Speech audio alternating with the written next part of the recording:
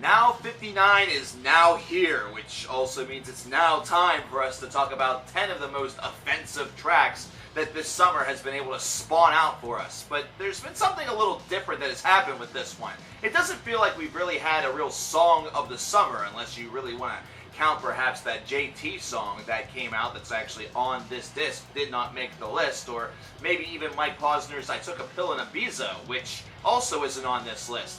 It just doesn't seem like there's been a track that has had that instant earworm appeal that it's had to be shared by each and every one of your popper rap-loving friends till kingdom come. But either way, this has been an album that's been able to produce 10 duds, 10 stinkers, 10 reminders that the pop industry still exists and is still manufacturing crud. So let's get to it. Here are the 10 most offensive songs, the 10 worst songs on Now 59. And we, of course, start with Two Hands Full Up, and that's number 10. That's Grace and G-eazy with You Don't Own Me. I'm wearing a shirt for the XFL. The XFL isn't around anymore. You know what else is really riled in the past? This song. In fact, You Don't Own Me is not a song that was originally written by Grace and G-eazy.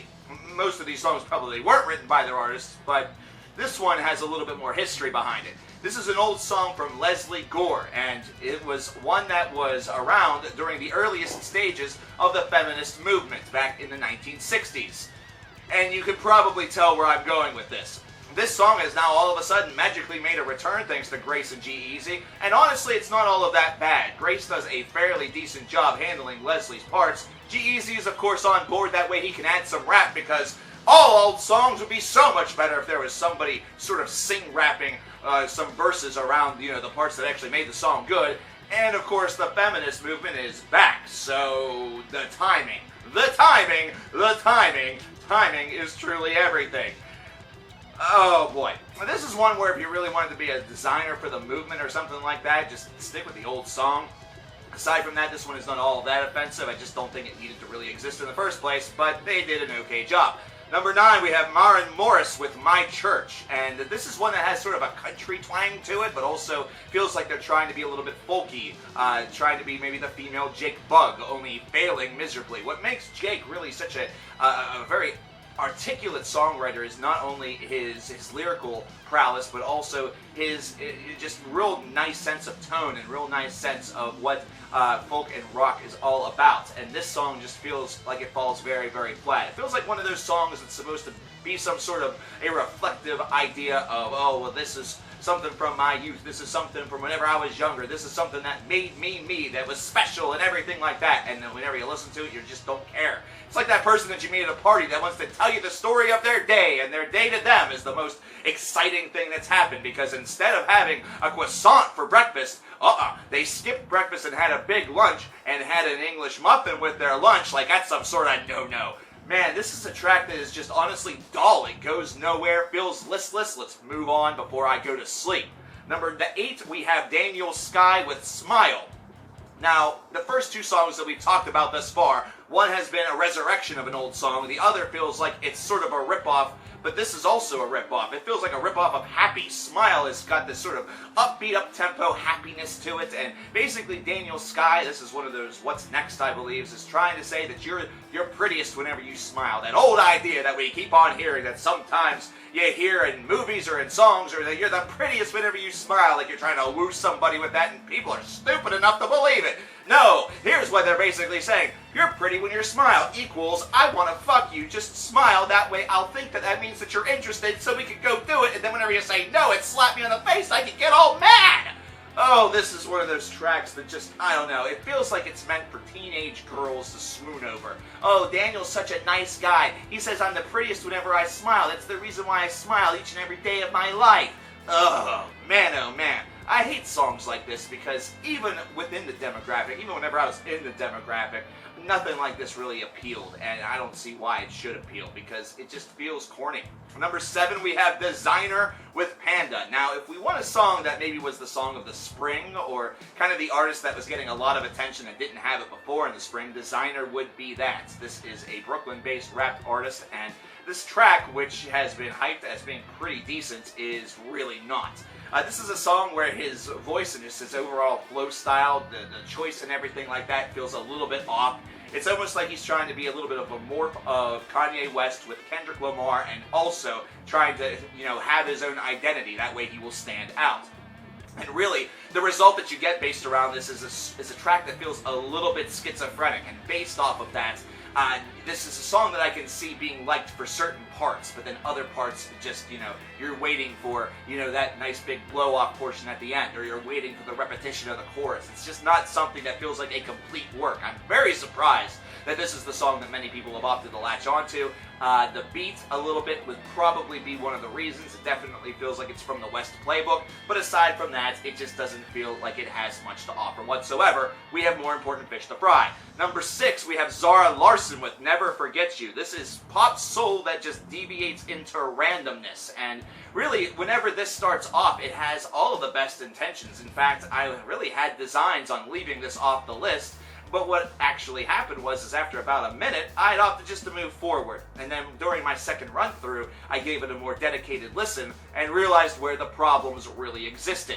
This is something that, from that pop, it descends into like this, dance electro beat that is absolutely unnecessary. This is something that is not required. It does not match the song. And here's the problem with it. We're actually going to encounter this problem another time on this album. This is not something that is a singular issue. It may be becoming a thing. And if it's becoming a thing, then people are trying to combine, pop soulfulness with dance, which has already been done very successfully, but they just don't seem to understand the balance of it. Either that or people's ears have become so deaf to actual ideas that they just suffer through the pop part of this song, or songs like it. That way they can get to the dance beat and then start acting like a bunch of fucking idiots. Number 5, we have Kent Jones with Don't Mind, and this is annoying from the very first second of it. If you remember the Iggy Azalea tracks, if you remember those early tones were just like da da da. Well, this is almost like that on the introduction, only it's offbeat. There's a little bit of waveriness to it. Maybe it's to avoid getting beef with Iggy. Who knows? Where's she at now? She seems irrelevant to me. Hell, she did from the start. Kent Jones is going to suffer that same fate because I don't mind the fact that he released a song called Don't Mind. I would also not mind if Don't Mind was never played in my ears ever again. Everything about this track is annoying, from that little, sort of twinge of reggae that you hear in his voice that is obviously influenced by a little bit of auto-tune, just to the overall construction of this piece of garbage from second number 1 to, the last second in the 3.5 minutes. This is 3.5 minutes of recycled garbage all thrown together and produced, and a name slapped on it, and it's crap. Number 4, we have Chainsmokerz and Daya with Don't Let Me Down, and this is the song that reminds me of the Zara Larsson. In fact, this was the song that had this position prior to Zara Larsson even, getting their second chance, because this song started off actually really, really good. I was actually going to include this really low on the list and be like, surprise, I'm actually surprised that the Chainsmokerz put out a good song, because the first portion of this is actually really well done. Daya has a great voice, and it's something that goes with some of this electro beat stuff very, very well. But then it just descends into whatever the Chainsmokerz want to do. And whatever they want to do is just absolutely absurd. They do have the capability of making some fairly decent, electro beats, dub beats, whatever the hell you want to call it. You want to call it dubstep? Go ahead, call it dubstep. No one really cares. People will debate about it until the end of time, and no one will really give a shit or win in the end. Either way, this is something that ruins a track that had actually a pretty somber attitude to it and then somehow descended into the dance. What does this mean? Does this mean that whenever people are really, really sad, they just sort of walk around society, moping around, until all of a sudden they find something that resembles a dance floor, and then all of a sudden they're sadly dancing, or like they're just not happy at all. They're not happy to be there. So sad. It's a good beat though, but so sad. Either way, this track is ruined by this. It's something that takes something that, a track that would have been a surprise to me, a nice one, and just takes it right down the toilet. Number 3, we have Beckham with Birthday Chick. Oh my god, birthday fucking everything. Here, I will do the review of this song in the style of Birthday Chick by Beckham. Beckham is a birthday artist. He writes birthday rap music that's birthday repetitive. He says birthday every birthday line, and every birthday time that he says birthday, I want to fucking kill myself with a birthday. Every birthday that I hear in this song is like a birthday to the freaking chest. I birthday hate it. I hope he birthday dies, and I really hope that whenever he goes home, he gets raped to death in prison by a birthday. It's awful. This is one of those tracks that's like, watch me whip, watch me nay-nay. I don't know if there's a dance associated to it. I don't birthday care. I don't give a birthday. In fact, I could give two flying birthdays, whether or not he has a girlfriend or a birthday or a wife, or if his mother is a birthday too. This sucks. Number 2, Fifth Harmony and Ty Dolla $ign, Work from home. Work, work, work, work, work, work, work, work, work, work, work, work, work, work, work from home. I guess it's better than wah, wah, wah, wah, wah, wah, wah, wah, wah, wah, wah. I don't think Rihanna makes words anymore. I don't think she does. I think she got smacked retarded. Fifth Harmony is retarded because they don't know how to write music. And they don't harmonize ever. And Ty Dolla $ign is just here because somebody out there saw the Katy Perry formula with whatever rapper it was that was on whatever song it was. It doesn't matter at this stage. They all sound the same because you have to have a rapper with a pop artist and it's going to work and people are going to love it because it's like, ooh, it's like pop and rap have come together and shaken hands. They become buddies. Oh, they're buddies. That's great. Two of my favorite things are buddies now. They're hugging, they're kissing, they're dating each other. They're going to make little babies that are hybrids. They're, God, this is crap. Basically, this song is saying, hey, honey, don't stay at work. Just come home and work from home. By work from home, I mean just fuck me all night. Sounds like a really, really nice idea until you're broke and she leaves you. And she'll probably say to you, well, why did you actually listen to me? That was a terrible idea. Number 1, we have Meghan Trainor with No. And whenever it comes to this song, my response to it is no. No, no, no. If there was one thing that I thought Meghan Trainor needed was to evolve a little bit. That was a yes. But now that I've heard Meghan Trainor evolved, that's a no. It's a damn no. Hell no. No, no, no. This is abysmal even by Meghan Trainor standards. I can't believe I'm saying this, but I kind of want to listen to All About That Bass. That's how crappy this song is. Why does Meghan Trainor decide all of a sudden now she's got a little bit of that little hip-hop flavor in her? Why is it that she's got to have this little beat that's good? What happened here? I thought that her moving away from the past and evolving would help. This just proves that in any decade of time, in history, whether it be the BC or the AD or the future, Meghan Trainor will universally suck. And yeah, there's an SJW vibe in here, and that's probably why I'm so mad about it, isn't it?